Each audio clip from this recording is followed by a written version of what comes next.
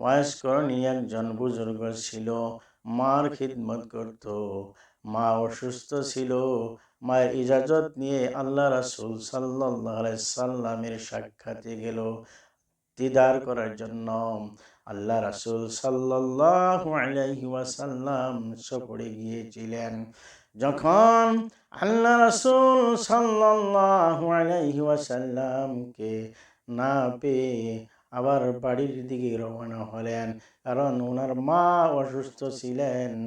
যখন আল্লাহ রাসূল সাল্লাল্লাহু আলাইহি ওয়াসাল্লাম বাড়িতে আসলেন, আসার পর শুনতে পেলেন যে ওয়াইসকরণ এসেছিল। আল্লাহ রাসূল সাল্লাল্লাহু আলাইহি ওয়াসাল্লাম হযরত ওমর ফারুক রাদিয়াল্লাহু তাআলা আনহুকে নবীজির জুব্বা হাতে দিয়ে বললেন, যাও এই কিছু জায়গার নাম বলে দিলেন যে সেখানে তালাশ করো। আল্লাহ রাসূল সাল্লাল্লাহু আলাইহি ওয়াসাল্লাম জুব্বা দেওয়ার পর বলল, ওয়াইসকরণকে জুব্বাটি দিয়ে বলবে যে আমার গুনাহগার উম্মতের জন্য মাগফিরাতের দোয়া করবে।